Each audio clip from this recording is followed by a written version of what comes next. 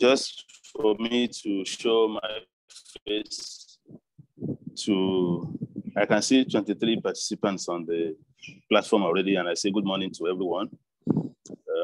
It's my pleasure to be here with you. I'm using my phone for this presentation because I'm at home.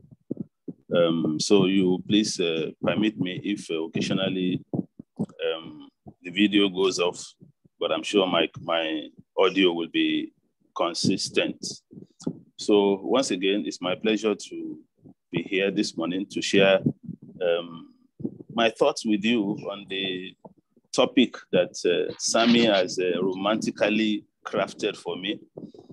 I say romantically because I imagine that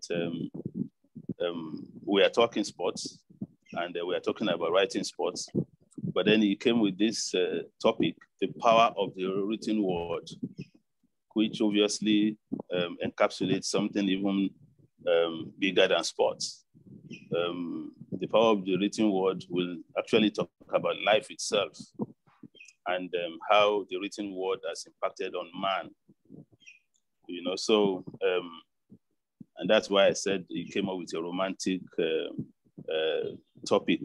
And actually that also got me interested in expanding a little bit in terms of my introduction to what we're talking about today, to actually look at a bit of the impact that the written word has had on man, you know, in history. And I came across quite a lot of interesting perspectives talking about the power of the written word. We are quite religious in Nigeria, and I imagine that the majority of us on this platform are either Muslims or Christians. We may have other religions as well. The question is, how did we get the message of the religion that we all hold dear today? It's through the written word. All right. So when I talk about the written word having such a big impact on mankind, if you take it from that religious perspective, you can imagine if you didn't have the written word, you might not be able to read your Quran today or read the Bible. So because those who brought the messages, they have long gone. And so that's just from the religious perspective. If you look at law as well, all right, relationships amongst ourselves, it's when you have something written, all right, that you can say, okay, I have a contract with somebody, or I have a treaty with somebody, or I have an agreement with somebody. Or if somebody dies and he leaves a will, you can imagine how powerful a will be in terms of resolving differences amongst the family members. Okay, so when Sammy, you know, came up with this topic, talking about the power of the written word, you can imagine that we can continue to expand the impact that it has had on man, you know, in various ways, in various perspectives. You talk about psychology, you know, there are powerful single words that can lift or even put you down, all right? We talk about hope, we talk about inspiration, we talk about achievements. The single word can fire you, can encourage you, can motivate you to achieve things. And a single word can also put you down. If somebody decides to make you, depress you, a single word can spoil your day. A single word can make your day.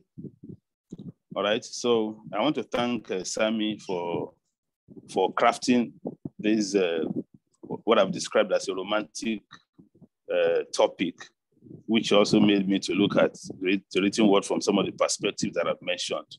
And I could go on and on that, record of history, inventions, knowledge, you know, you can use words to galvanize people, the movement.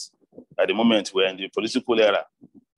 And you can imagine, you are not able to attend some of the conventions, you are not able to attend some of the campaigns, but you get to read what the politicians are saying. And that becomes a movement.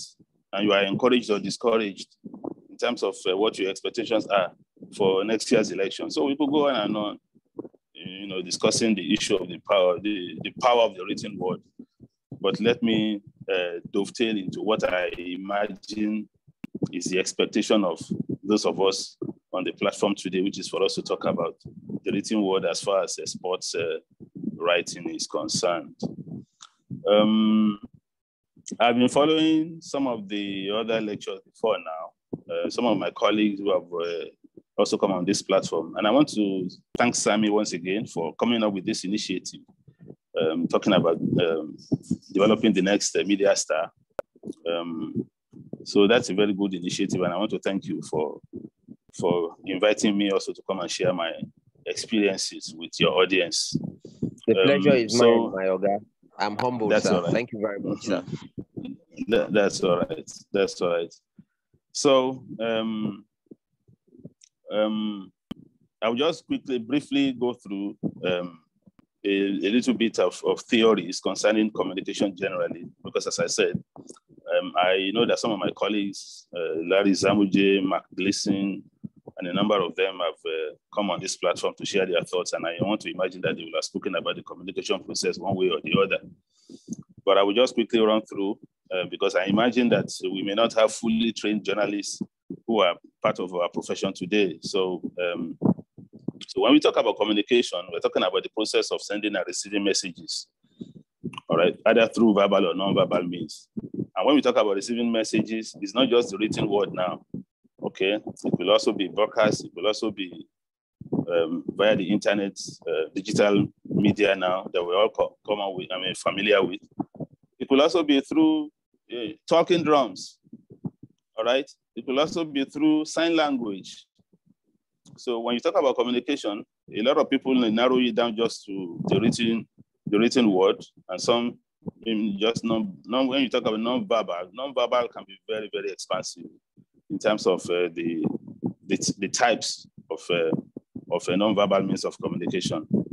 So and then you have some of the principles that we talk about when you talk about the communication process. You talk about the concepts, the message from a sender through a medium to the receiver, and then you get a feedback.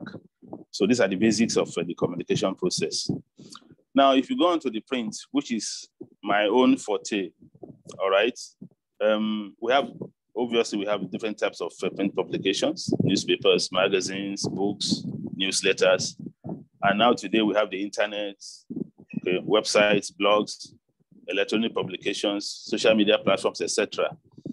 And they will continue to expand, especially with the coming of digital technology. We are going to continue to have an expansion of the mediums of communication, especially print.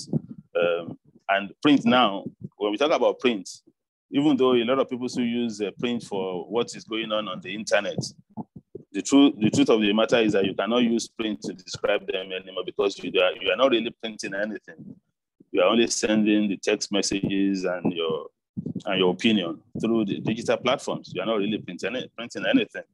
So rather than say print medium, it's better to say the written medium, which again tallies with the topic, the headline that Sammy has come up with this morning. So we're talking about the written word, and these are the platforms that we normally use to communicate the written word, which I've just listed for you. Also, still talking about the theoretical aspect of our profession. Primarily, the functions of the media, I won't say all now, because as I said earlier, maybe we have some people who are not journalists on this platform who are just here to share the knowledge. And that's why I decided to do a little bit of theory as well. So the primary functions of the media: information, education, entertainment, guidance, persuasion, interpretation, surveillance, all right? So these are some of the functions of the media. And again, socialization and diversion. So also this also will continue to expand in terms of the need. It's because it's what you need from the media that will determine exactly what you get from it. And so finally, I'll talk about the canons of journalism before I dovetail into sports writing, which is the reason I want to imagine a lot of people want to listen to me this morning. So, and the canons of journalism actually apply to all genres of the profession, whether it's sports writing or investigative reporting, or you are reporting about the law courts, or you are reporting about social, whatever. These are canons of the professions that you need to uphold. Number one is truth. What you are communicating has to be truthful. And then number two is accuracy. You have to make sure that your facts are correct. And then number 3 is objectivity. Okay, which means you have to be fair in terms of your presentation of your I won't say news now. I will just say of your journalism. Okay, because as I've said earlier on, journalism goes beyond just news reporting. It's quite a lot wider than that. So, but these 3 canons that I've just mentioned, truth, accuracy, and objectivity. When we say something is a canon, it means they are not debatable. Okay, you cannot compromise them in any way. Once you compromise any of these 3, then you know that you are not doing good journalism. You are not doing good journalism. Every other canon that people will talk to you about fall under these 3 categories that I've mentioned.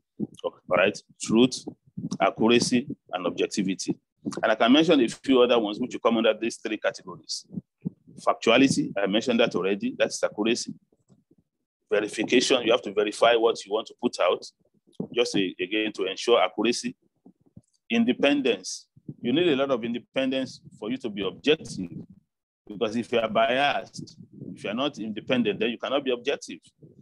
Then you have to be loyal to the public, because that is the primary objective of the media anyway, to hold to account those in government on behalf of the public. Then you have to be fair in your presentation, show some compassion where you need to, and be accountable. Okay, so let's now go into sports journalism. All right. Who is a sports journalist? Simply put, a sports journalist writes exclusively or primarily on sports. Okay. So you will discover that when you go to school, either for HND or BSc, you don't come out necessarily with a BSc in sports journalism or HND in sports journalism, or even if you went to the Nigerian Institute of Journalism, you are not going to come out, as a specialized sports journalist. You'll be trained in all, as a journalist generally. It's when you come out that you now want to specialize. I'm talking about myself. To be honest, I made up my mind to be a journalist even before I went to University of Lagos, because I went to University of Lagos to do mass communication. I did my first degree, my second degree.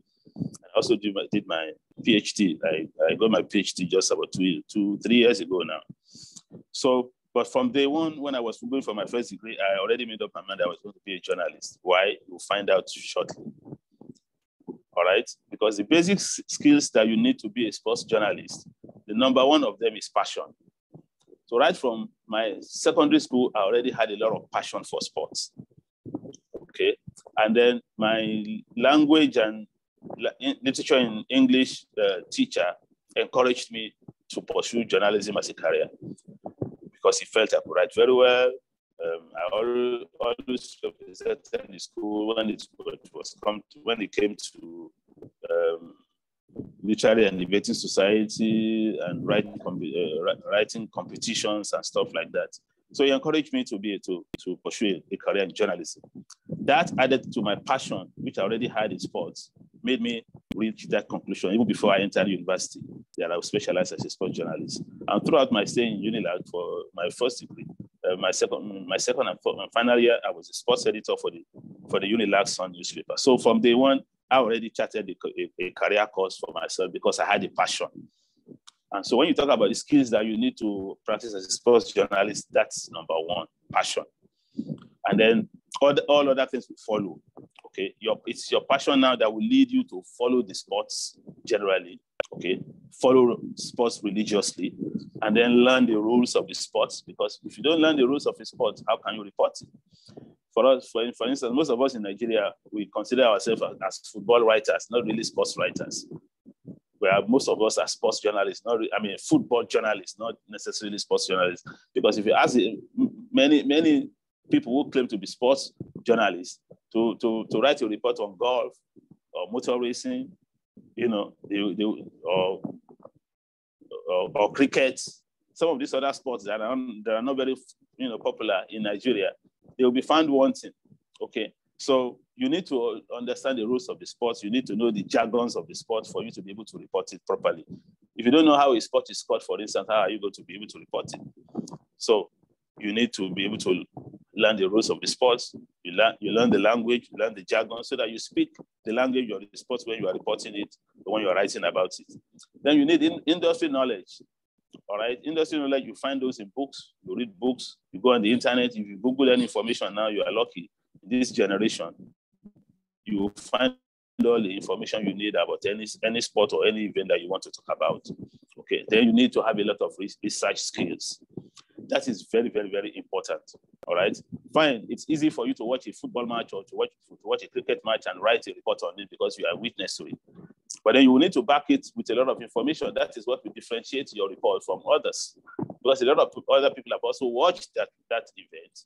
So for your own report to stand out, and for people to talk about you the way Sammy talked about me this morning, then you need to do a lot of research, which will help you to flesh your own report and make it more attractive, have more information than what maybe some of your colleagues will come up with. Then again, some of the other skills that you need a lot of analytical skills. Okay, we all know in Nigeria, for instance, I already talked about football being the #1 sport. You have 200 million football analysts. So for you to stand out in that crowd, you need something extra special. Okay, because every football fan has an opinion about a penalty kick or a free kick award, or now that we have VAR, even in spite of VAR, you still have a lot of arguments. Oh, the referee didn't do right. He didn't do. So everybody has an opinion. So for your own opinion to stand out, you need a lot of analytical skills. You need to be able to look at things from not even just 2 sides, from 3 sides. Okay, when I talk about 3 sides, people say when you talk about 2 sides, your own view, my own view, and then the truth. Sometimes my view may not be the truth, your view may not be the truth. So there are more than 2 sides to a story. You have a 3rd side, which could be the truth, actually. So you need a lot of analytical skills for you to be able to present all sides of the story before you reach a conclusion. And sometimes you may not even need to reach a conclusion. You will now leave the conclusion to the reader because you have presented all the sides of the story. Then you need, as I mentioned already, you need a sense of history. You can get that in books by reading on the internet as well. You need to be able to socialize. Now, in sports, we are dealing with people who, many of them can be prima donnas. They are very famous, they are very rich, and here you are, you want to talk to them, and they look at you, okay? And then they are not interested in talking to you, and then you are angry. You can't afford to be angry. You have to be patient. You have to have socialization skills. You have to be persistent. If you keep coming back, one day, your subject will say, oh, look, this reporter that keeps disturbing me, what exactly does he want? So you need a lot of patience. You need a lot of patience. So that's why I talk about socialization. You need socialization skills as well to be a successful sports journalist. And then creativity. I mentioned earlier that the event you are reporting, you are not the only one reporting it. So how do you stand out? So you need to come up with a lot of creativity. I remember during the 1994 World Cup, during the World Cup qualifiers for the 1994 World Cup, complete football, we were following the Super Eagles around and covering their qualifying matches and friendly games and all of that. I think we played one game against Algeria in Lagos, and we won that game by 4-1.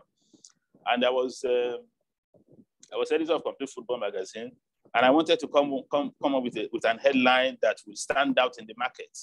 Okay, because the newspapers had already reported the match. Everybody knew what happened. I was wondering, how can I present this same story, this 4-1 victory against Algeria, in a different way that will attract a lot of attention from the market? And I came up with a headline. You know, I'm a Muslim. It just occurred to me. I looked at the photograph by Okocha because he scored our equalizer. Algeria scored first. Okocha equalized for 1-1.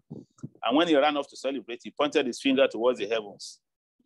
And for us Muslims, that's one of the signs that we make when we pray, to point to God that God is one. So from there, I created a headline. From that Okocha photograph, I said, Okocha plays God. You know, and I said, Alao Akbar, Super Eagles back on course. Okay, so I created an headline from my own persuasion, from my own understanding, from my own interpretation of that photograph by Okocha to create an headline. And up till today, a lot of people still see me and they tell me that headline, in fact, I think 1 or 2 guys told me that headline is what made them to want to become a sports journalist. even though they are Christians, you know, because it was just creative. It was completely different from what everybody had on offer to report that football match, you know. So you need a lot of creativity for you to be able to stand out to talk about differentiation when it comes to products. So you need a keen eye for details. Okay, what others didn't see your own report, it won't be in their own report, and it will differ. You need a sharp memory, because sometimes you may not have your recording equipment with you to record an interview, and yet you need to conduct this interview, and you must still report the interview accurately. How are you going to do that if you don't have a sharp memory? I remember I attended an interview, an impromptu interview at the Sheraton Hotel on one occasion. There were about 10 journalists there. I was invited impromptu, and I was there. I didn't have my pens and paper with me. I didn't have my recording equipment with me. And the person who came to speak to us, I think he was representing Nike. He came from the United States. And he spoke for about 30 minutes, and I didn't write a word. And I reported the event the following day. And he gave me a call to say, how did I do it? Because he knew that I didn't write anything throughout. Yet I got everything that he said, you know, accurately. So those are the things that you need. And those are some of, when Sammy talked about me today, those are some of the things that I did as a journalist, as an editor, that stood me out, if I can say that with all sense of modesty. All right, because he said, I remember very well that he said, look, my own report was the most accurate, whereas the other guys who were there, you saw them writing, some of them even came with tape recorders. So how come me that didn't have anything, how come it was my report that was the most accurate? He called me to express his appreciation for my report. So when people make those observations about your work, of course the word will go around. They will speak to other people about you. Oh, that journalist, he came to my event, he didn't have anything, but he reported the event accurately. So what will go around, and people will talk about you, and you will win respect in the profession. So sharp memory, very important. And then curiosity. You have to be curious, not just as a sports journalist, as a journalist generally, you must be curious. Otherwise, you won't have any exclusives. You won't have anything new to talk about. You will just be reporting the mundane, what everybody else is talking about. So you need to be curious. You want to see the news behind the news. When everybody's chasing the news, you are chasing the news behind the news. Why did this news happen? I'll round off on that, talking about basic skills. You need to be able to work under a lot of pressure, work hours. You have to have a strong discipline for deadlines. You must be ready to travel constantly, because that's what journalism entails. And then most importantly, and I'm stressing this, credibility. Unfortunately, credibility is lacking a lot in journalism generally today, especially within the Nigerian context. All right. And again, I say with all modesty that is something that I've tried to protect all my career. And the only way you can protect your credibility is to make sure that you don't hobnob with people in administration. You don't hobnob with people in administration. You don't ask them for favors. You don't beg them for pocket money. You don't beg them for transport money. When you do that, you are dragging yourself on the floor, and they will laugh at you. They might give you what you are asking for, but they will laugh at you. And when they read your report in the papers, they will tell their friends, oh, that guy, I gave him this amount yesterday for him to write that report. So they might not say it to your face, but people will know about you, what you do. And then they will not take you serious. So credibility, you protect it with your life. Because when it comes to journalism, that is your name that you have. That's the most important thing that you have. So that when you read, when you write something, people want to read you because, oh, is it written by Sammy? Oh, I want to read it. All right. Or whoever else is on this platform, whether you are Samuel or you are Johnson or you are Abdul Fatai or you are Razak, you know, once people mention your name, you want them to sit up. And the only way you can earn that credibility, that respect, is for you to make sure that you do not hobnob with those in the administration, whether with coaches or people in the NFF or basketball. You only go there to do your job and you walk out. You don't wait for for what we call brown envelopes. Okay, so you protect your integrity. That's what will give you credibility. And I guess that's one of the reasons that Sammy has invited me to talk to you today. I thank him once again for that. So what types of sports stories do we have? Quite a lot. If you carry a sports newspaper today, the kind of stories you're going to get there, get lead game stories, primarily what people want to get to read in sports papers. Number one, they want to get the result of the match. They want to get the result of the event. That's the first thing people want to know. Okay, after that, you can tell them about how the game went and how the goals were scored. But the first thing anybody will ask you is, what was the final score? And that doesn't apply to football alone. It applies to all sport. Who won the race? For instance, if it's car racing, or who won the fight, if it's boxing, who won the game, if it's basketball. That's the first thing people want to know. And thereafter, they will ask the score and then other things, other information. So you have also feature game stories. As after the news report, you might do also a feature on it. We have feature articles. You can do profiles. You can do event previews and reviews, or match reviews and match previews and reviews. You can do interviews. That's where you can get exclusives. You can write columns, opinion articles. I think that's one of the things that helped me to be able to quickly stand out, because I wrote a very strong opinion article, Soccer Talk, Complete Sports at the time. And then you do investigative reports. That also will stand you out, because investigative reports take a lot of pain to do, it takes a lot of time to do. But by the time you come out with it, everybody will pay attention to what you have done if you have done a good job. Finally, records and statistics. In fact, I describe records and statistics as the oil that we use to eat yam in the village. Okay, for those of us who grew up with our grandmothers, when we used to go to the farm with them, they will cook yam for us, or present it in another way, and then they will use palm oil to eat it. So I think there's an Igbo proverb that talks about something similar to that. So the palm oil that we used to eat yam, if I want to use that analogy, records and statistics are the palm oil that we use to write sports. I hope you understand the analogy that I'm trying to make there. Without records and statistics, your reports cannot stand out. Even if you are writing a feature, you need to do a lot of research to get a lot of records and statistics. In fact, you will notice those in broadcast media, when a match is going on, for most of us, I'm sure we are all familiar with the Premier League, English Premier League. When a goal is scored, the commentator will be telling you immediately that this goal is the 58th goal by Ronaldo, or the 70th goal by Lionel Messi, or the first goal to be scored in the 15 years since something happened. Those records are already done their research before the match, and they have those records beside them, so that once a goal is scored or when any event happens, they will quickly tell you, how it stands in terms of history.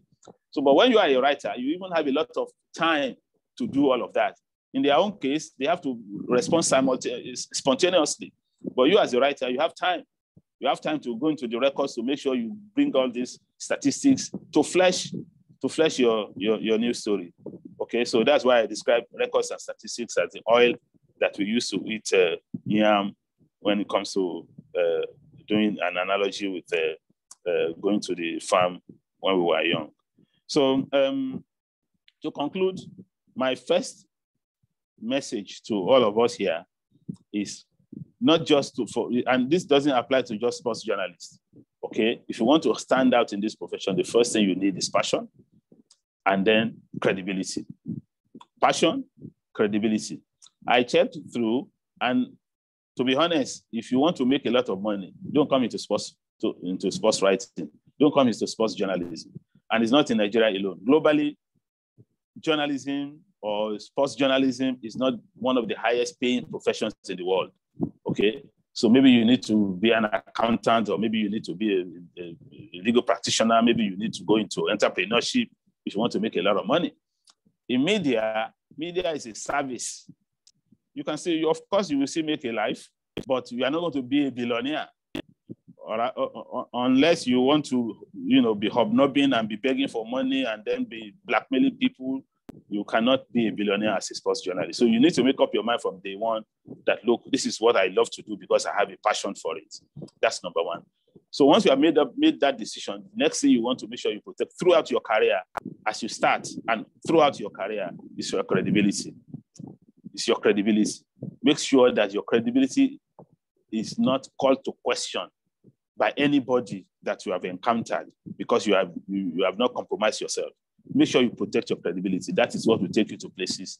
People will talk about you. When you write, people want to read what you have written because they know that you will balance your story, you will be factual, you'll be fair, and you'll be able to follow all the canons of journalism that I mentioned earlier on in my presentation. Sammy told me that I had 30 minutes to speak, and I see here now that this is 10:35. I've spoken exactly for about 28 minutes. And I think I would like to round up on that note and wait for your comments and questions, because Sammy told me that I should also be ready to take quite a lot of comments and questions after my presentation. So once again, I want to thank everybody on the platform for your attention. And I will now take a break to listen to your comments and to take your questions. Thank you very much. Normally, I don't put on my video, but you can see I'm actually driving. I'm driving, so please forgive the noise from my background. Thank you very much, Uncle Mumini Alao. It's a huge privilege having you here with us. I was telling them, I said, you've been my hero for many, many years, but I never got to speak to you one-on-one until this year. So I'm quite privileged to be part of this lecture, and I'm sure the students have been blessed as well. So this is what we'll do. I'm sure the questions will come in. Let me first of all hand over officially to Olisa. Olisa, are you here? Olisa is not here. Yes, sir. Let me go. Olisa, can you hear me? Yes. Olisa, your mic is not very clear. John Peters, can you hear me? Please, let's not keep Oga Alao waiting. He's a very big man. John Peters, are you here? He's not here. You people are not acting like my students. I'm not happy. I'm disappointed. I want the smartest female student here, the boldest female student here to say something to me. Fast, so that we move on to the next stage. Hi, so it's Victoria. So John Peters is here, but John Peters is in a very noisy place. Missed your mic. You missed the opportunity. Who was it? Victoria that just spoke to me now? Yes, sir. Victoria, you have lunch on my head today for being a smart student. Victoria, you're the class captain. You know what to do. Go ahead, please. Okay, thank you, sir. All right, everyone, we know the rules, so just indicate by raising your hand and then you'll be called upon. You can also drop your questions in the chat section and we'll attend to it. All right, sir, you can, anybody that have a questions, please do well to indicate so we can continue with the class.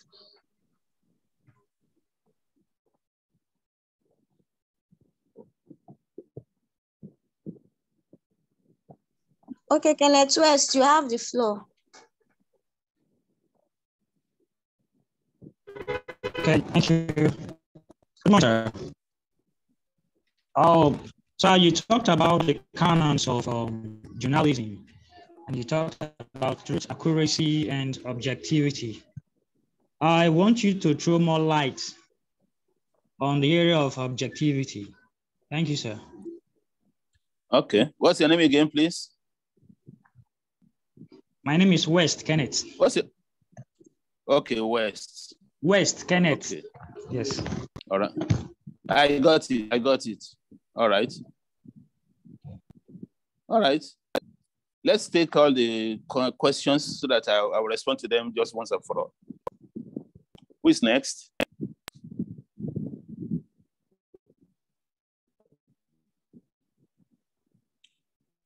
I see we have 25, 26 participants on this platform.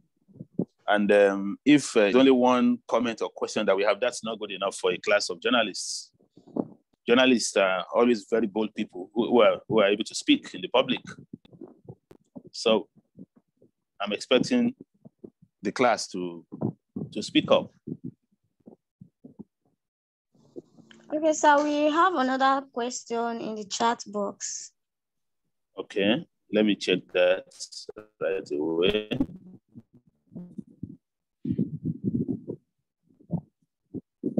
What is the greatest challenge you have faced in your career? Okay, this is from Nasiru Olubumi. Okay, Nasiru. Okay, I've taken note of that. Okay, Joy Obedi, you can carry on with your question. Okay, it's Joy Obedi. Good afternoon, sir. Good morning, sir. Thank you so much for the expository lecture. Thank you very much. So my question here is towards the concluding part of your lecture. You mentioned that a journalist or a sports journalist should not be the person that hobnobs, wanting to ask people for money and stuff like that. And you also mentioned that journalism is not a career that would give you millions, that media is service. So what would you advise a person that intends to go into media full-time? Are there other career paths right inside media where a person can venture into and make a living? As much as you want to give service, you want to enjoy what you're doing, I feel like a lot of us want to also make money from this same thing. Thank you, sir. Yeah. All right. Thank you.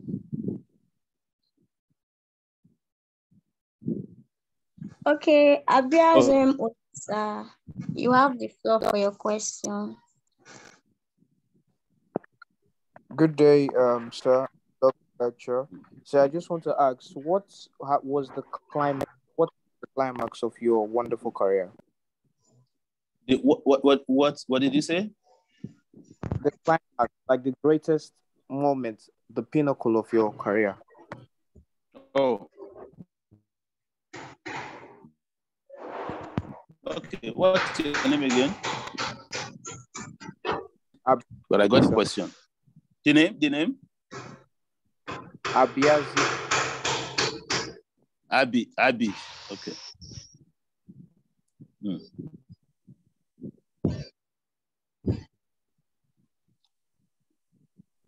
Okay. All right. I see something on the chat room. Sorry, sir. Chibueze Woku, please mute your mic. Chibueze, if you can hear me, mute your mic. Thank you very much. Okay, so we still have more questions from Fortune Best Man. If you can hear me, you have the floor.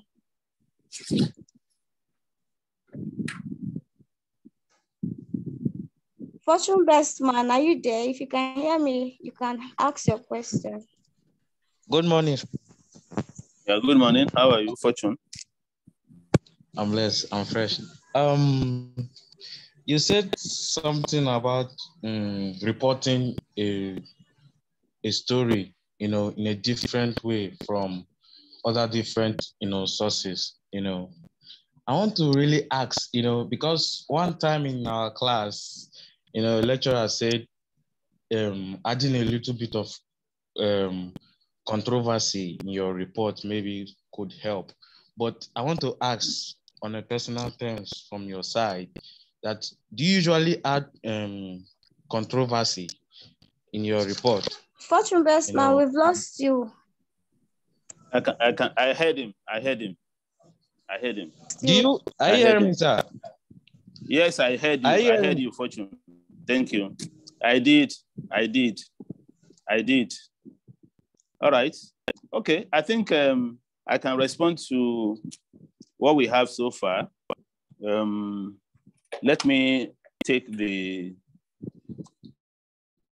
verbal questions first, then I will come back to the chat room. All right. West said I should throw a bit more light on objectivity. All right. Objectivity is from the word being objective, okay? Rather than being subjective. Now, a lot of people will tell you that objectivity itself is a nebulous term, okay? Because what is objective from my perspective may not be objective from your own perspective. Okay. The way to achieve objectivity is for you to balance between or amongst the different sides of any story that you are reporting on, or whatever subject you are writing about.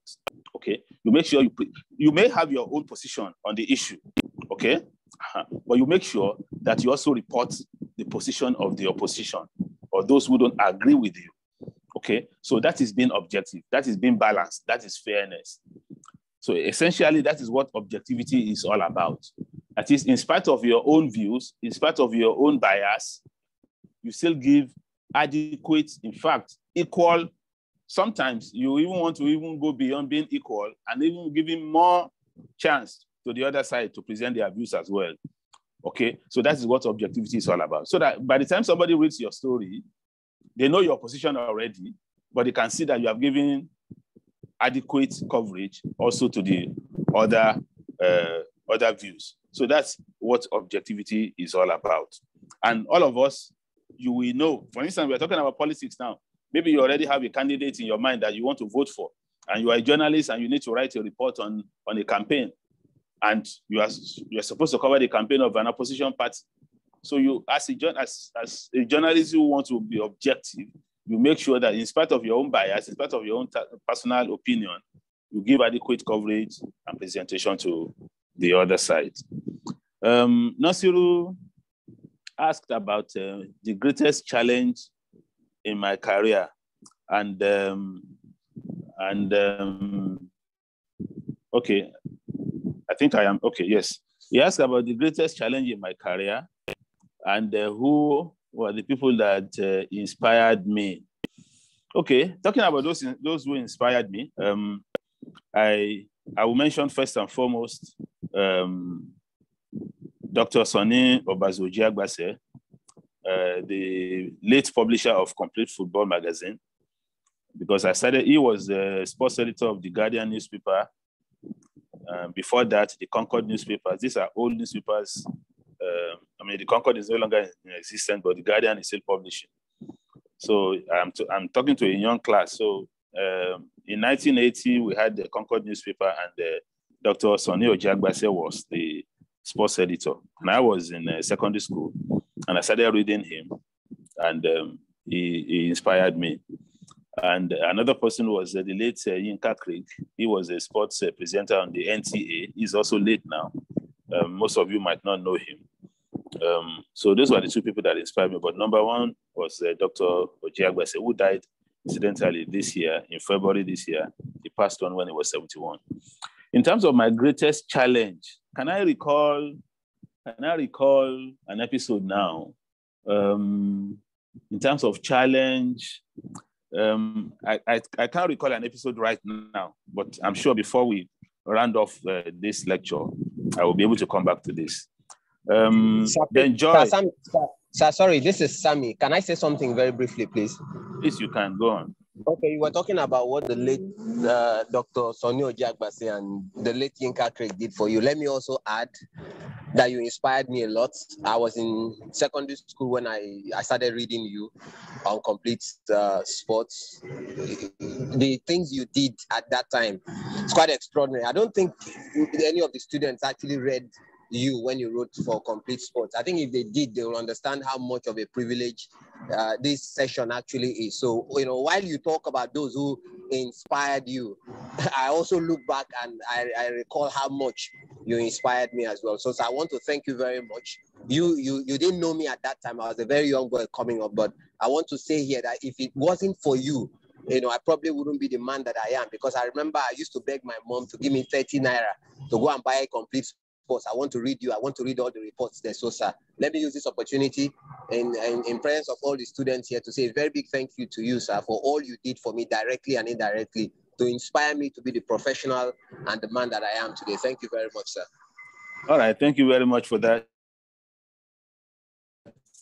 Thank you for your kind words, Sammy. Thank you.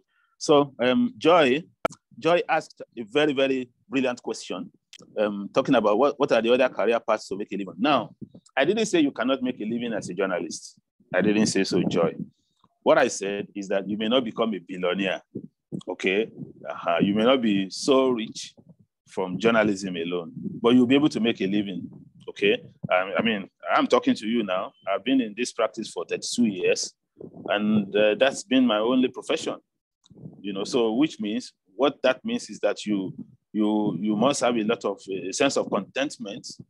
You must be happy with what you get, so that you do not have to reach beyond what your profession cannot offer you. Otherwise, it's better for you to quit and go and look for, you can become an entrepreneur. Incidentally, within media, you can also be a media entrepreneur, okay? And you can become very rich as a media entrepreneur. But I must admit to you that the chances of the opportunities for media entrepreneurship are not as wide as they used to be when we didn't have internet, when we didn't have all this social media, because right now, about 8 billion people in the world, and all of them are journalists. All of them are content creators. All of them are your competitors. Those of us who are studying journalism and going into media. You have 8 billion competitors on YouTube, on Instagram, on Facebook. It didn't used to be like that 15, 20 years ago, all right? So it's more challenging now, you know, to actually become a billionaire if you want to be a billionaire, a millionaire as a journalist. So in terms of the other career paths, journalism, when you go to journalism school, you are actually taught a wide range of subjects. I'm sure you are familiar with that. You know, depending on the class that you are now, you can go into advertising, you can go into public relations, you can actually be a company secretary with a little bit more, a bit additional training here and there. You can be a public relations officer for a conglomerate. You can work with international organizations. You can work with NGOs. You can be their media representative. Okay, so there are so many other career paths, but I'm just being very honest with you when I say that most of these career paths will not make you a billionaire. Will probably not make you a millionaire. All right. Although with the value of the naira now, everybody says you can quickly become a millionaire because of the value of the naira. So maybe I should take that out of my my classification. So there are so many other areas that you can go into. I know that most of you now in this class and your generation, most of you, when I talk, because a lot of people come to my office to ask me which way they could go, and I ask them first, what do you want to do? The first thing I hear from most of them is, I want to be an influencer. I want to be an OAP, on-air personality. I want to, you know, so those are the glamorous roles that particularly ladies, those are the glamorous roles that they want to play in media. It's all fine. Okay, you can make a living, you can make a decent living from those options as well, you know, but as I said, you will not become a billionaire as a result. Pina, okay, Abi, he asked about the pinnacle of my career. Well, I won't say I've reached the pinnacle of my career because I've not retired, although I plan to retire maybe in a couple of years' time. In about 2 years' time, I plan to retire from mainstream media practice to go into other things. So I won't say I've reached the pinnacle of my career, but putting your question in another way, maybe you are talking about, maybe I would say you're asking about what put me in the public consciousness, or what put me in the public domain. I think I would say Nigeria's race to the 1994 World Cup, because I was privileged to be, I had the opportunity to be the only journalist that had access to some information concerning the Super Eagles at that time. And we didn't have the internet we had it today. I mean, like we have it today, we didn't have social media. So Nigerians had to wait for my reports about our World Cup qualification race. And I remember that I went to Belgium I think in 1992, and I came back with some report. And those 3 editions that covered a period of 3 months. And for every edition, Nigerians were waiting to read every edition because they couldn't get all the information elsewhere. It's not like now that when you can watch matches live on TV from Europe and from the rest of the world. We didn't have all those facilities back then. So people were compelled to wait for Mumini Alao's reports. So I would say that that helped me to become, if I can use the expression, popular with all modesty. So I think I will use that to answer the question that Abby asked about the pinnacle of my career. Another episode was the Atlanta 96 Olympic Games, when Nigeria won the first, Africa's first Olympic medal in football, gold medal in football. And I covered the team as well. I had access to a lot of exclusive information. And that was the year that I was made the Nigeria Sports Writer of the Year because of my coverage of the Atlanta 96 Olympic Games. I won the Nigerian Media Merit Award. I also won the Diamond Award for Media Excellence. Those were the two main awards in Nigerian media, and I won the two for the sports category that year in 1996. So those are some of my highlights, the highlights of my career. Incidentally, I wrote a book on the making of Nigeria's 1996 Olympic Games, gold medal winners. I wrote that book, and it was launched, incidentally, early this year. So I think maybe I will send a few copies to Sammy, and he can decide how he wants to share it amongst the class. So Sammy, you will get 6 copies of that book from me. Thank you very, very much, sir. We deeply appreciate that. Thank you so much. You'll get 6 copies of the book. Much, all right, so Fortune spoke about differentiation. How he can differentiate his own reports. And he said somebody suggested to him that he can add a bit of controversy to it. And yes, controversy is always good, but you need to handle it very well. As much as differentiation is good and adding controversy to your report is good, make sure that everything you are writing is still factual. You must not create the controversy. The controversy must exist. It must exist. Or even if people didn't see it, then you need to be analytical to bring out the controversy. And you must justify your analysis. For people, it must be logical. It must be logical. What you are talking about must be logical. Even if other people didn't see it and you now bring it out, it will stand you out, obviously, because you are the only one that have seen it and you have brought it out.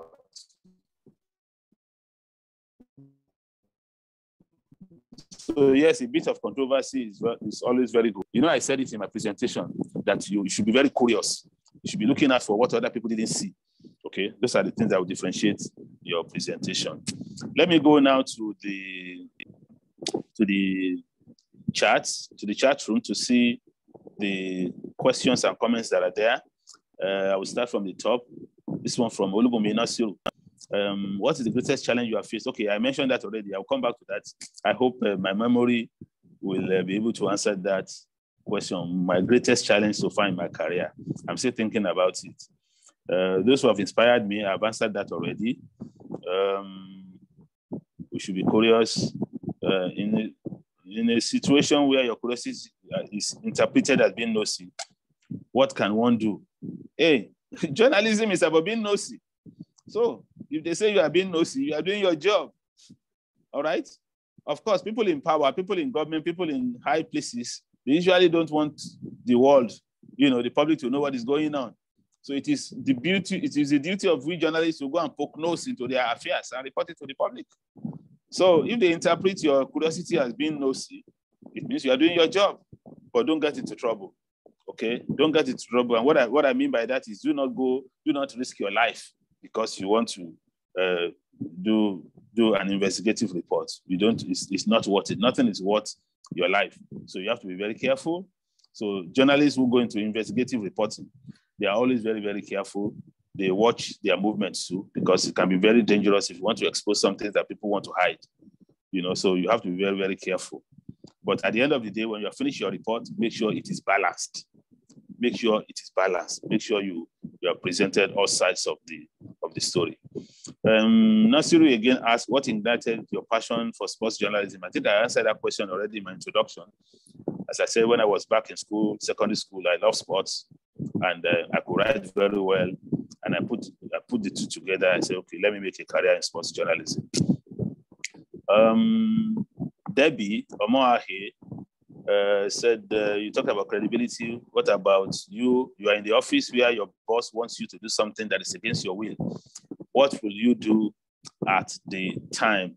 That's a difficult question. I can imagine, especially now that we have a lot of unemployment in the market, and you are lucky to get a job, and your boss now says you should do something that you know is against your conscience or against the principles of your profession. To be honest, to answer the question, you should resign. You should leave the job.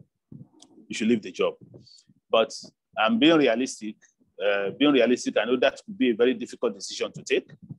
And that's why they say sometimes he who pays the piper dictates the tune. So what you can do is to make sure that you don't put your byline on such a news story. You don't put your byline on such a news story. Fine, you do the report, you write the report, you make it ready for publication, but then you do not put your byline there. You don't put your name on such a story because you are not happy with it. You are not ready to stand by the story. So let the news organization be the one to be the author of the story, even though you are the one that have written the story. So as I said, the first option normally would be for you to resign, to leave the job. Okay, but being realistic about the situation of the country, the second option is for you to say, okay, thank you, sir. I will write the report, but I would like my byline to be removed from the publication. All right. Olubumi Nasiru again, has there been any situation where you had to walk away from doing a certain job because your credibility was on the line? Yes, a lot of times. I've been offered a lot.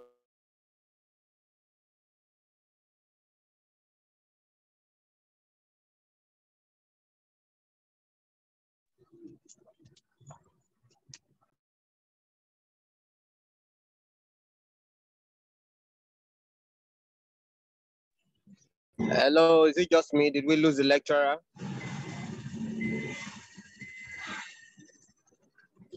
Did we lose the lecturer? Sir, yes, I think we lost him. Who was acting as the class captain? Sir, it's me, sir. Okay. Do you have the lecturer's number? No, I don't. Okay, I'll try to reach him. Apologies, everyone. I'll try to reach him. Chimama, are you in the class? Yes, sir. Chimama. Okay, Chimama, get through to Victoria. Give him the lecturer's number.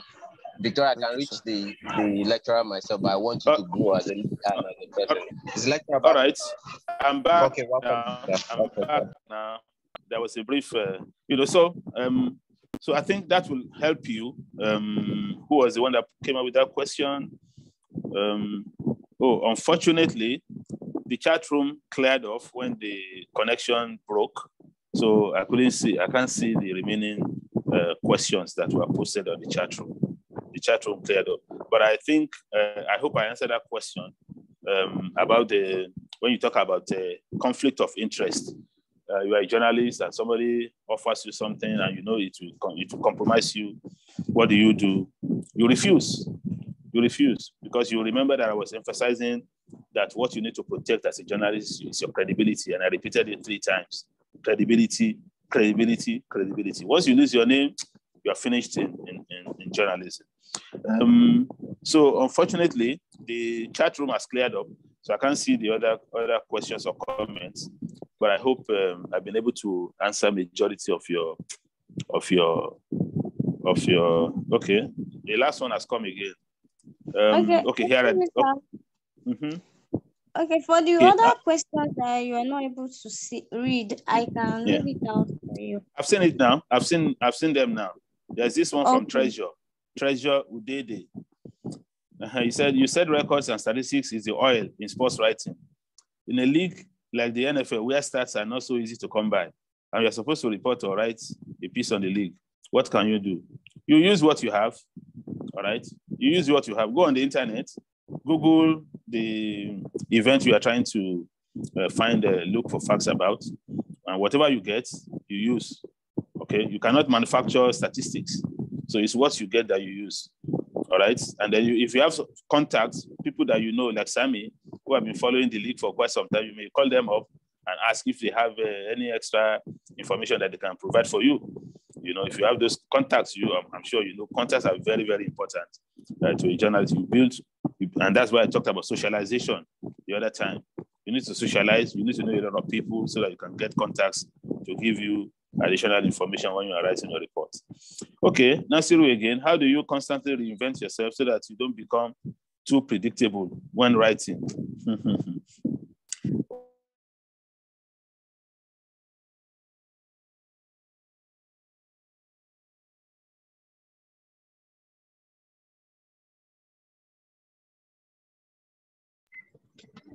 Did we lose the lecturer again? Yes, sir, we did. Well, this is an interesting question. I think things happen every day, so you can never run out of. I'm here. I'm here. Can you hear me? Yes, sir, we can hear you. Okay, so I can go. I'm still here. I'm still here. So I was responding to okay, that one has gone now. I see this one from Chibueze Nwoku. He said, all lecturers have advised against putting interest on money at first. And you just told us that journalists travel a lot to cover news. How do you survive in this profession as an upcoming journalist without money? It's your organization. If you are employed, it's your organization that is supposed to sponsor you.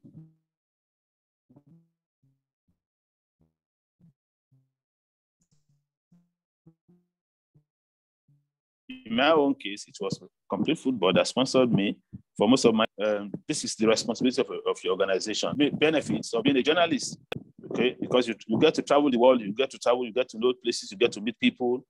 So that's one of the benefits of being a journalist.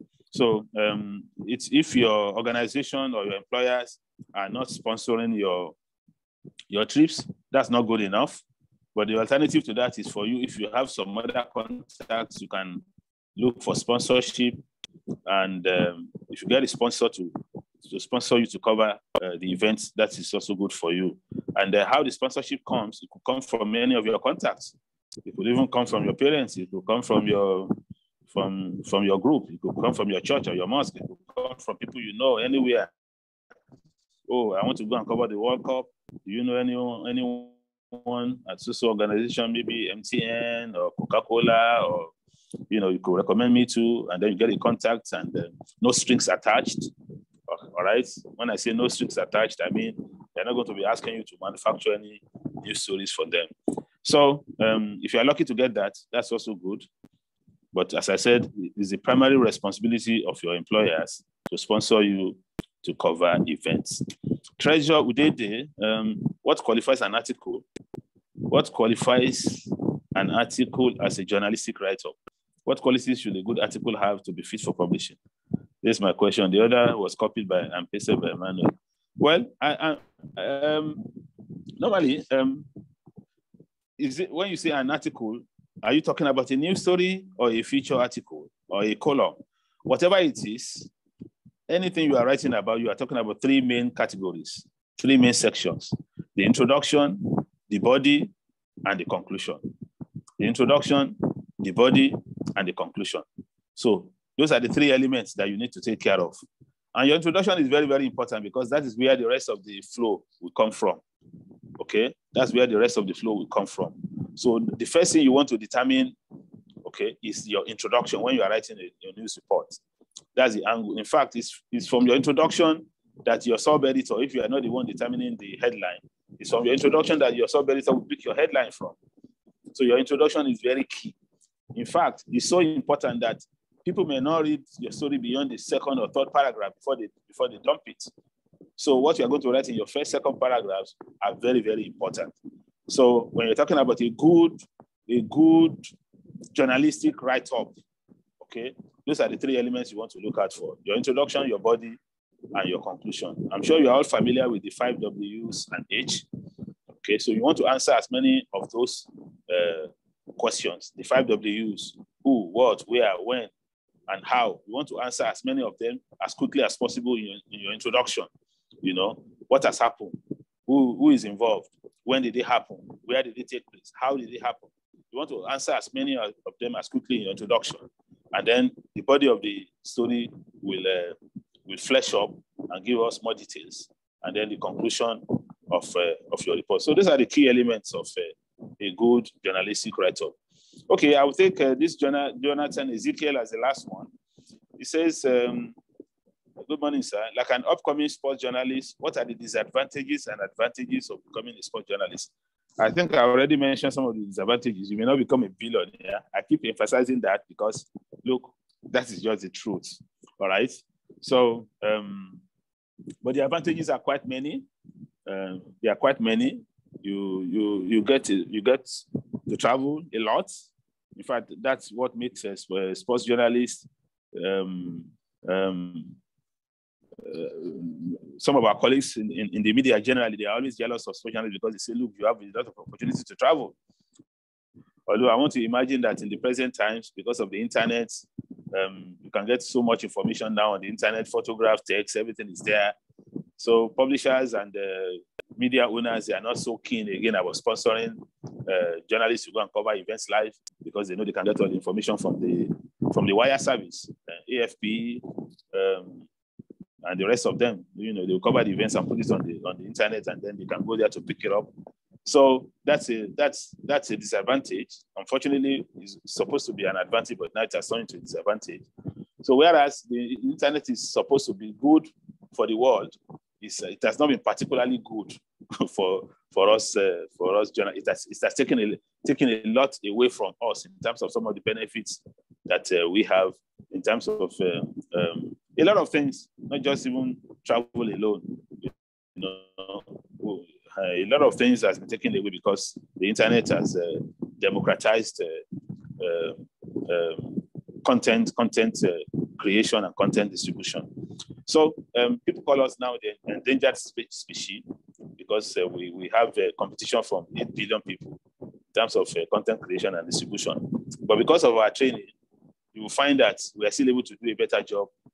And if you do that consistently, you'll still be able to stand out in the crowd, whether you are on the internet or on social media, or you want to be an influencer, or you want to be an OAP, like I said, a lot of ladies want to be. For the sports journalists, and I would like to close with this, the gentlemen in the class, if you are passionate enough and you really want to make a career in this profession, where to go now, all right, let me just tell you, is to add to your writing skills, you need to add a lot of digital skills as well. You need to be able to create content on the internet. You need to be able to create videos, because video now is the number one in terms of the content that people want to see on the internet. Video is number one.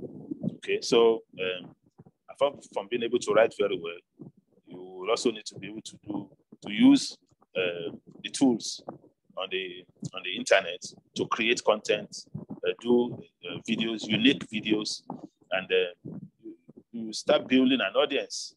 It will take you time, but if you are consistent and you are credible and you are logical in your presentation, after some time, people will come to respect you, and you'll be able to get a lot of followership, which can translate to money, and which you can also use to get sponsors or advertisers to come on your platform. So that will be my conclusion in terms of my admonition to those of you who want to make a career as sports journalists. Thank you very much. Thank you very much, sir. And it was a privilege to have you here with us. We are really grateful. Thank you so much. Mr. Alao, can I say something briefly? Yes, you can, Sammy. Okay, if I'm not mistaken, you're done with the lecture and the Q&A session, sir? Yes, I am. Okay, at the risk of sounding like a broken record, words are not enough to tell you how grateful we are for this session. We've had so many lectures, male lecturers, female lecturers, Nigerian, non-Nigerian, but this is a lecture that is so dear to my heart. It took me down memory lane, reminded me of my years as a young man when I looked up to you, when I couldn't wait to lay my hands on 30 naira to go and get complete sports, to read your articles. I have goosebumps even as I speak. You know, I was a student today in this class. I was driving. I'm currently in a meeting. I had to step out of that meeting because I didn't want to miss a second of this. And I'm sure that if I feel this way, that the students even, you know, have stronger feelings. So, sir, on behalf of everybody, we want to say a very big thank you to you, not just for the knowledge sharing session, but also for the fact that you bent over backwards to give us 6 copies of your book. And that is a book that I secretly wanted to have. Please, students, forgive me. I will steal one of those 6 books. Please don't be angry with me. Oga Alao, you've spent over an hour of your time. You're a very busy person. We're going to let you go, but be rest assured of our highest levels of appreciation. Thank you very much, sir. You're welcome. Thank you very much. And good luck to all of you in the class. Bye-bye for now. Thank you, sir. Okay, so officially that's the end of the class. But just before we go, let me just say this. I promise you I won't take more than 2 minutes so that we can go and prepare. We'll have another class for 12. Today is the first day we're having 3 classes. So I know it's going to be very challenging for all of us. So I won't spend more than two minutes. I've already taken 30 seconds of your time. So let me do this very quickly. Is Jane, are you still in class? Jane, are you still here? Sir. Jane, before we started this training, sir. Okay, brilliant. Don't call me sir when Mr. Alao is here. I want him to even hear what I'm saying. Before we started the training, I had all of you in my office, my shop in Rumola Road. Jane, I don't think you attended that class. I said to all of you, I said, for the next 1 month, I'm going to be very strict. I'm going to be very stern. I'll push you guys beyond the limits. Olisa, I'll mute your mic and confirm that I said this to you guys on the, is it 31st of last month in my office? Did I say that, Olisa? You did, sir. Brilliant.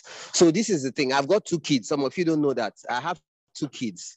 There are times when I have to scold my kids. There are times when I have to be very tough with my kids. But my kids actually prefer me to their mom. Now, when I don't tell my wife this, by the way, when I scold them, when I sometimes whip them, less than 2 minutes after that, I'll bring them close to me. I'll hug them. I'll kiss them. I say, see, my love, my sweetheart, Daddy did not beat you. Daddy did not scold you because he hates you. Daddy is doing this because he wants you to be good, to be responsible, to be useful to yourself when you grow older. So that thing you were saying in the group, Jane, about that person that you saw, it's a lie. It's not anybody. It is me. It is me that you are talking to, that sometimes I do it with hatred. Sometimes I do it with anger. No, don't look at it that way.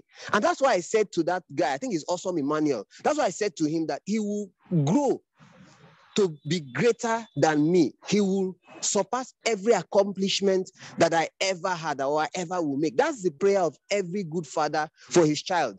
When you see me make those corrections, when you see me look like I'm angry, like I'm stern, I'm too hard on you, don't look at it like it's hatred. No. Remember that saying, spare the rod, spare the rod and spoil the child.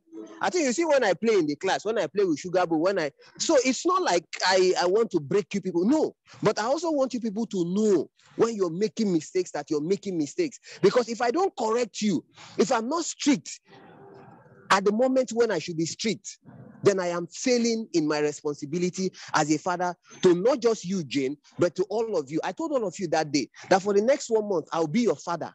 I'll be your mother. So I'm going to take responsibility for every action or inaction that you make. So those times that you see me get angry and say, oh, why did you do this? Why did you not do this? Don't take it the wrong way. It is not hatred. I love all of you. All of you, I see all of you like my children. I want all of you to be better than me. So anytime you see me do that, don't feel bad. Look at the undertones of what I'm doing, that I don't want you to be ahead of yourself, that I don't want you to make a mistake, that I don't want you to do things that you ought not to do. So I beg you, nobody should run away and say, Mr. Sammy is too hard, he's too strict. Yes, it may look like that on the surface, but after this 1 month, you guys will look back and say, this training helped me. In conclusion, John Peters, unmute your mic. John Peters, can you hear me? He has run away. When I've gone past now, he will come back and say, Mr. John Peters is here. Mr. John Peters was part of the last training we had. That was one of the most memorable trainings I've ever organized. We had over 200 students. You guys think I'm strict with you? Go and ask the other students what I did with them. A lot of them have jobs today. A lot of them have jobs today because of the training that they got last year. So I say to you guys, don't run away. Don't feel bad. Don't think that Mr. Sammy hates you. I don't hate anybody. Please. What's the time? 11:19. I'm being unfair. You have 40 minutes to do this. So what I'll do for you, except your assignment is ready. Except your assignment is ready. Except you know it's not going to be too stressful for you.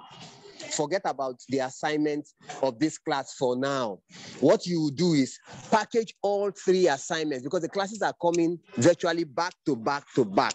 So hold on, get all 3, be a part of all 3 classes, get the key points, and then at the end of the 3rd class, which Mr. Enayena will do from 3 to maybe 4:30, you can now calm down, get all your assignments together, and hand them in.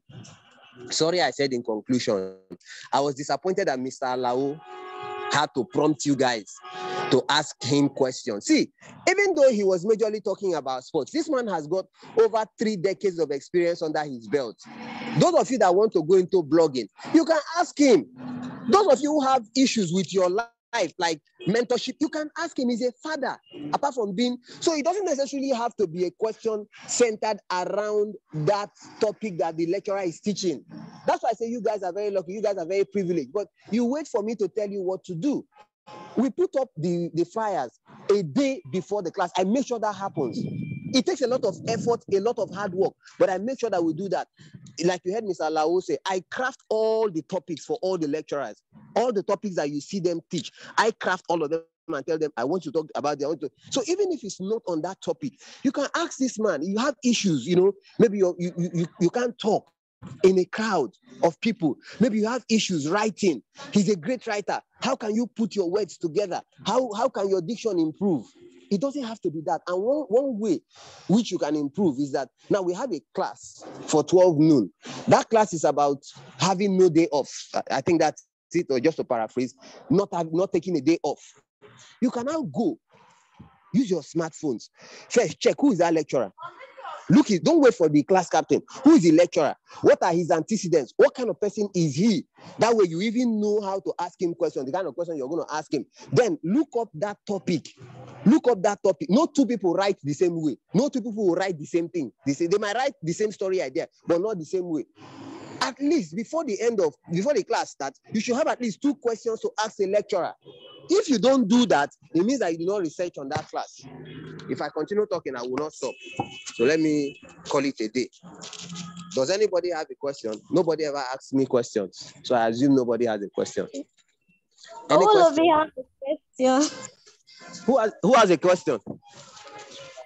Owolobi and Kenneth. Owolobi, which club do you support? Owolobi, which club do you support? Man City.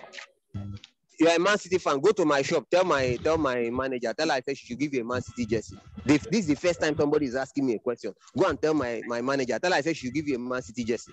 Yeah. Thank you very much. Okay. You don't know where my shop is. I've forgotten. I know it's at Rumola, but where my shop is. I know it's at Rumola. Because you have forgotten the number. Forget about the jersey. Since you have forgotten the number, forget about the jersey. I can trace the shop, but I don't know the number. Forget about. Since you have forgotten. Have you forgotten the question you want to ask? I ask your question. Ask your question. It's not like that. It's not that I don't have questions to ask most times. For me, like I said, I'm 39. I'm a man. I'm not a child. You know. So it's not that I don't have questions to ask, but I want to follow the rule on ground. Every class, there's a class captain, and then we ought to raise hand because I'm using my phone. I'm not using the system, so I can't type immediately and then still participate. So it's difficult to win both at the same time, so I can concentrate.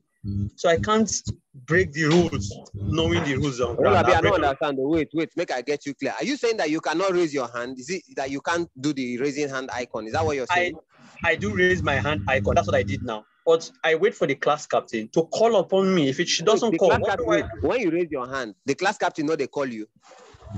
I'm not saying that's done deliberate, but sometimes he doesn't get to me before the lecture. Like today, my hand was anytime when the class captain know, listen.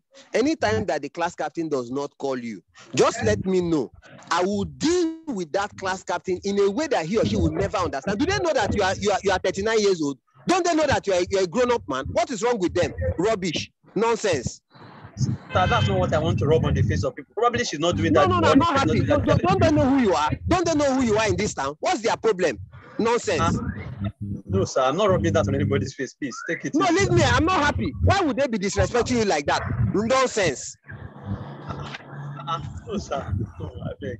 Probably people are on the trail. I'm teasing you. Don't mind me. So they have to call. So I've broken plenty protocols. I don't want to do that anymore. So I'm just trying to be. Okay.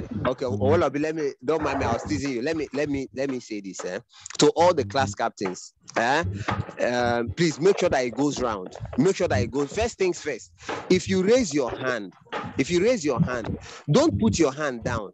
If you put your hand down, the class captain probably will miss it. They can't remember everything. Like even if I'm a class captain, for instance, and I see a hand up, and a question is asked, maybe 5 hands are up, one person asks, and then I go back to ask to say another person, and I see that person who raised his hand or her hand up has taken the hand down. Two things. I either may not remember, or I will assume that that person doesn't want to ask the question again, or that the question that the person wants to ask has already been asked by somebody else. So whenever you want to ask a question, as you put your hand up, leave it like that until it gets to your turn. I don't think any lecturer will see a hand up and not take the question, or a class captain will see that and not do it. But for the class captains who do that, please, if that has ever happened, I don't think it has, but if it has ever happened, please desist from it. Let's have all the questions answered. All of it, does that treat your issue? It's okay, my JC, sir. All of it. If you don't collect this jersey, I may get kidnapped, or I'll go and meet my girl. Tell her I said she'll give you a Man City jersey. She will give you.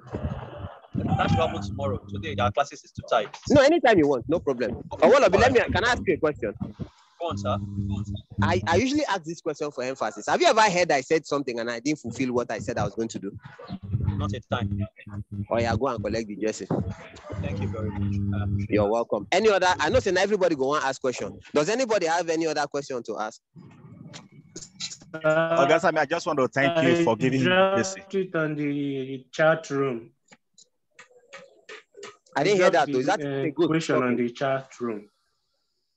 I didn't get that. Sorry. No, sir. I dropped the question on the chat room. Oh yeah, let Victoria. Victoria, read it to me. I beg. Victoria, go ahead and read it. Room.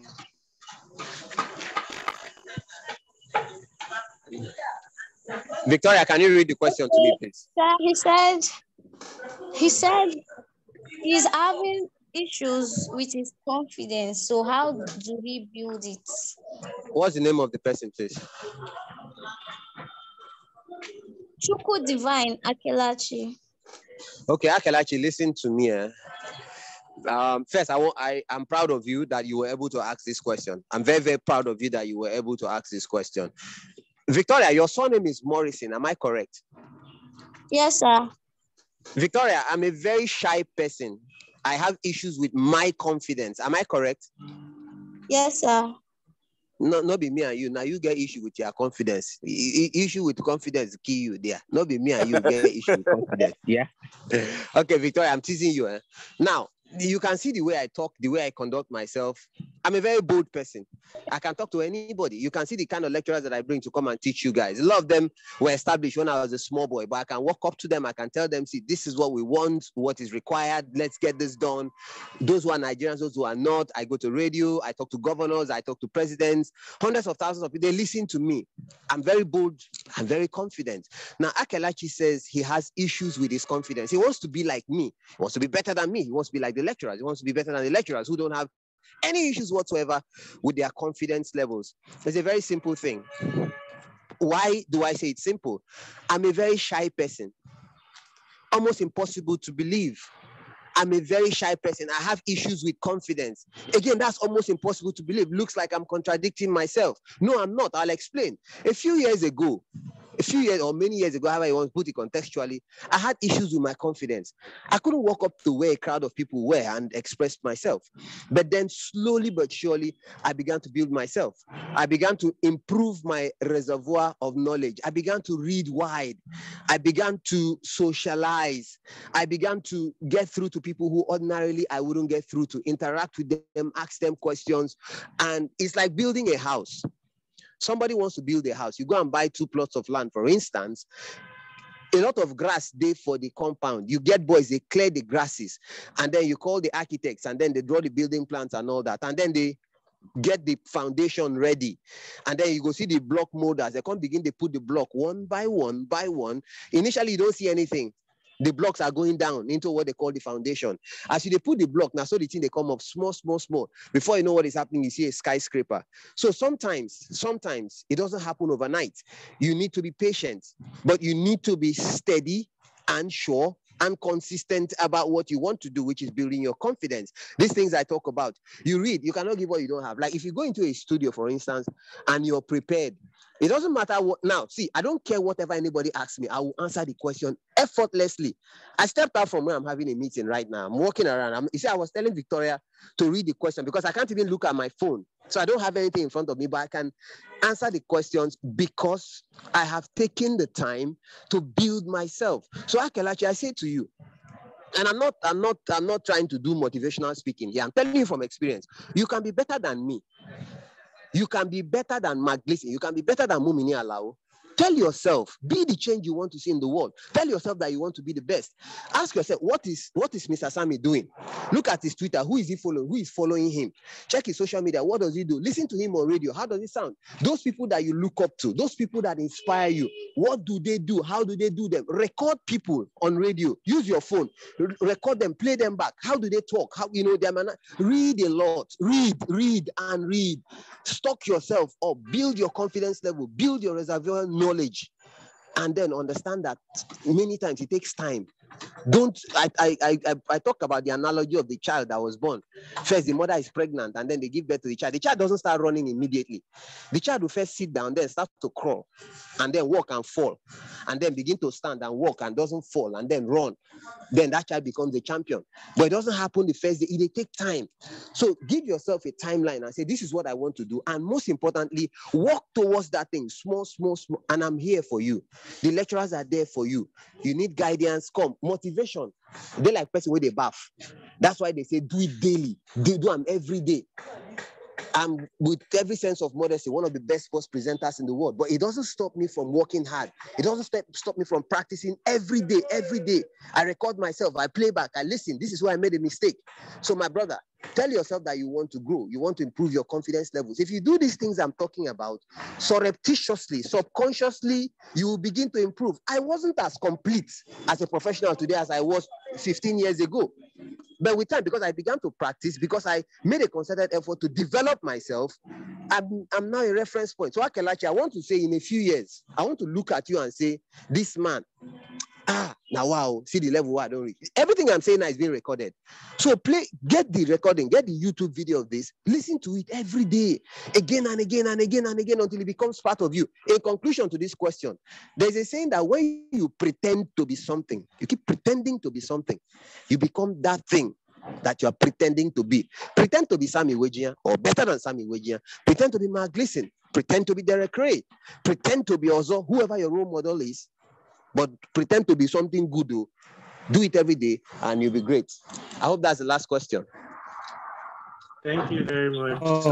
Thank you very much. You're welcome. Send some money to my account. God bless you. Any other question? Sir, I want to work with you. I want to work with you. Yes, sir. Yes, see, let me hold on. Wait. Let me answer that. Everybody. Yesterday I put a video in the group. Of 2 guys who are with me in the studio. They were part of the last training I did. Olisa has been. See, Jane is complaining. That I was strict to her. Go and ask her. I've made Olisa cry before. That Olisa, you people are praising. Oh, Olisa. You see, all of you were saying yes, Olisa is the best student. You don't know Olisa passed through fire. I have made Olisa cry before. But I love Olisa, probably more than everybody here. I haven't said this before. And I don't want anybody to feel bad. Yeah? See, every father loves children, but there are some children that, So let me say to you, ask yourself, what has Olisa done to become a favorite of Mr. Sammy? Do that thing and say, what I will not love you more than Olisa. So push yourself. I love all of you, but I'm saying, Olisa, every small thing I say, Olisa. So what has he done to become a favorite? So that's why I say, when I push you, not be hatred. Now, back to the question. You saw Olisa in the studio yesterday. You saw Wisdom Yellow in the studio. I get to the studio. I don't talk. I don't do anything. I tell them, go to the monitor, go to the Zeta, go to the hotkeys, or I put everything out. They sit down where I sit in the studio. They host shows. I don't talk. They are inside Beat FM, Classic FM, Nigeria. Those guys are there. They know everything I know. And they are going to be better than me because they are my students. So all of you who are my students, you're already working with me, but you don't know. But I'm watching. You see me in the classes. I'm seeing everybody. I'm looking. You see, once somebody posts in the group, you see me correct. I say, no, don't do this. You do. I see everything that happens. I'm a very busy person, but I make out. I don't play with this thing I do. You guys don't even understand. That's why you see me get angry and say, oh, why? Because I don't play what we're doing. So all of you who are saying, want to work with, you're already working with me, but you don't know. But when I see seriousness, when I see application, I will say, okay, this training has ended, though, but it will not end for you. Oh, yeah, you, come. I will now start giving you special mentorship. I'll bring you to the studio. I'll begin to teach you how to write stories. I'll teach you how to produce. I'll teach you how to handle things in the studio, and you grow. So all of you are working with me, but you don't know it yet. Your seriousness level will determine who will continue with me or who will not. Somebody was asking a question, or are we done? Yes, I have a question. Go ahead, sir. Hello, sir. Yes, sir. Good day, sir. Really want to. Yes, my name is Kenneth. I really want to do this football commentary, but I don't know how to get a link, as in somebody to follow up. So let me ask. Okay. Thank you. Have you heard about Mark Gleason before? Mark Gleason. Yes.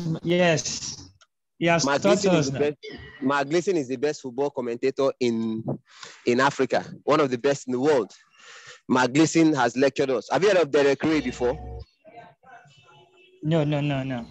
No, Derek Ray is one of the best football commentators in the world. He's going to be lecturing us very shortly before the end of the training, and some others who I won't go into right now. So if Gleason has lectured you and you're still looking for who to guide you, I talked about recordings. Gleason has lectured. His recording is there.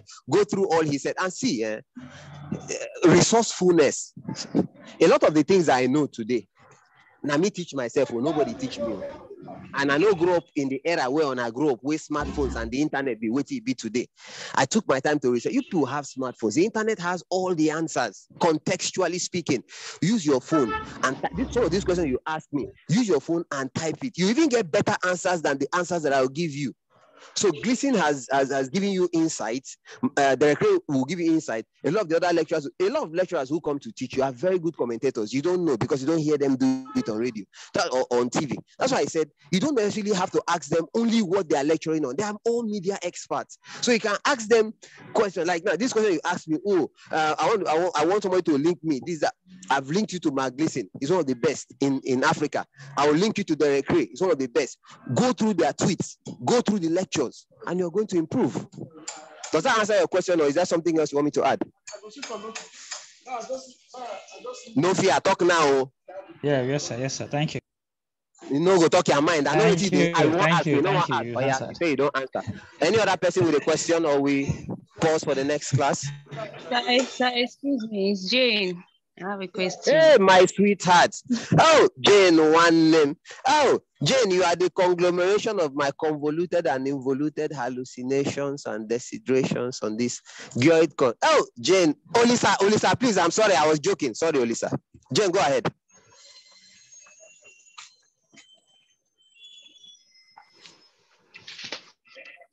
Jane. Jane has become angry. Hey, wahala. Any other question? Oh, yeah, talk now, please, so that we can round up quickly. Yes, what I said earlier this morning, I was not referring to you. I just said. I say na lie. I say na lie. Na lie. I say na lie. Jay, you dey lie. I don't believe you. Sorry. I'm not lying, sir. I did not say you are lying. I said I love you. You didn't hear what I said. I said I love you. You say you love me too now. Haba, is that how you used to come and do? No, I love you. I love you more. Oh, I beg, give me a handkerchief there, man. Clean my eye. Thank you, Jane. I love you too. Mwah. Any other question? Hello, yeah, sir, please. Don't be and I know go wait for my lecture. And I want to me now. And I know go wait make I do lecture first. Yeah. So please don't be offended with what I want to say. I want to ask, at what point can I go for internship after this training? Where do you want to do your internship? I would like to intern under you so that I like. No, but not be me get the radio station. Okay, can I these other people then now the one where I get small power to do, but no, me get the radio station. Or sure, you know. Yeah, yes, I know. Or sir, can I write to any other radio station around, like Wish FM? What the internship you want? How long do you want it for?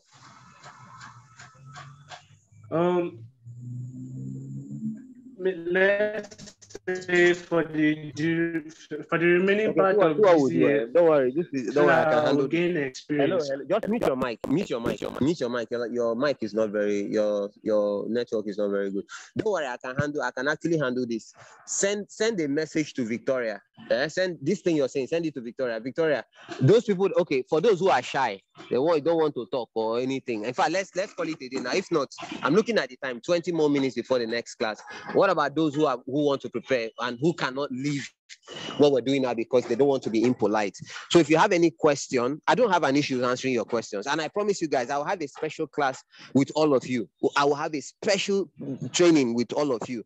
Those areas that you have difficulties and no, I don't want anybody to be scared. Don't be scared. Forget all those things why they shout today. Olubumi, unmute your mic. Bumi knows what I want to ask her. Bumi is my sweetheart too. Bumi, unmute your mic, please. Bumi, can you hear me? Bumi has fallen my hand. Bumi has run away. Is Bumi here? Yes, I'm here, sir. I would have been shocked if Bumi is not here. See, apart from is Jamil here? Jamil is a very busy person. I don't think he's here. Jamil, are you in the class? I don't think Jamil will be here. Okay, Jamil is always very busy. Jamil is like a family member. He handles all my businesses. Don't go and kidnap him or one night and no come out. Now, apart from Jamil, I think the person who knows me the most here is Bumi. Bumi, tell all these people who are listening, describe me. What kind of person am I? You people should listen carefully. She knows me very well. Bumi, describe me to everybody. Yeah, passionate about anything you commit yourself to.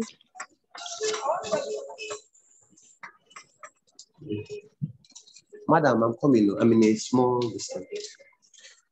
Hello, Bumi, can you hear me? Yes, I can hear you, sir. Okay, see, you have dragged me out of the meeting that I'm doing. Okay, Bumi, mute your mic. Bumi is correct about the passion part. I'm actually very passionate about anything I go into, but that's not even the part. See, when you see me shout and scream and all that, forget all those ones now wash. All now wash. See, underneath, I have a very soft heart. I'm opening up to you now because all of you are like my family members now. I have a very soft heart. Those people who listen to me on radio, you see times that people who are blind. There's a guy that was blind. People who listen to me on radio, they will know the story. The guy was blind. He called into our station. I told him to come to the station. And I got Port Harcourt people, Rivers people. They contributed money, serious money. They took this guy to Ibadan and they did a surgery for this guy. Today, this guy can see. He doesn't talk to me anymore, but I don't care. I can't count. Sometimes some people just call me and say, Mr. Sammy, I've not eaten today.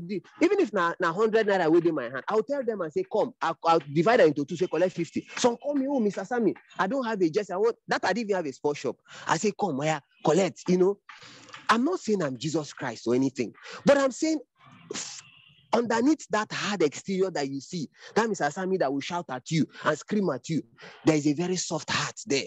So I don't want anybody to miss the opportunity. The day that I will do my lecture, there's nothing like a stupid question. I want to repeat, there is nothing like a stupid question. As long as it is related to what we're doing, it is media related, or it is something that will build you as a human being and make you a responsible member of society, ask me. Ask me. We're going to share knowledge. We're going to share ideas. My passion, my plan. I keep telling my wife every day. I say, see, if I would have, let me just tell you guys, I would have resigned from radio a long time ago.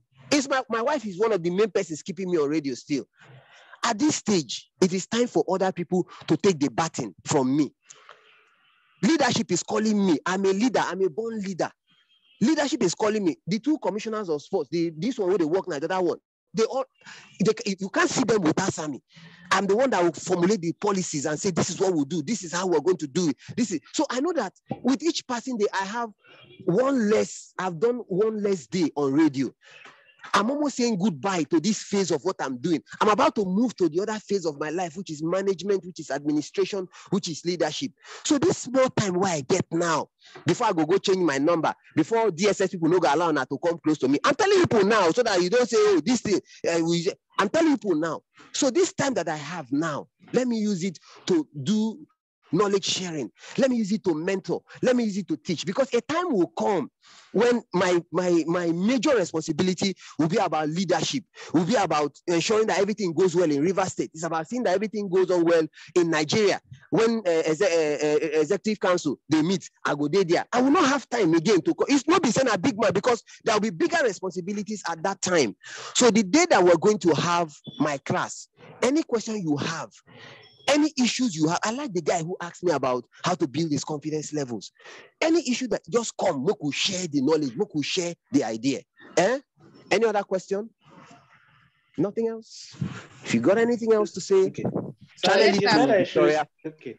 Victoria, I want to give me money. Send a message to Victoria. Yeah, everybody, right? They apply to everybody. If you have something you want to sort, IT, whatever, you want the question, send to Victoria. Victoria will send them through to me. Why I'm saying that, so that I don't have that. I usually get so many messages.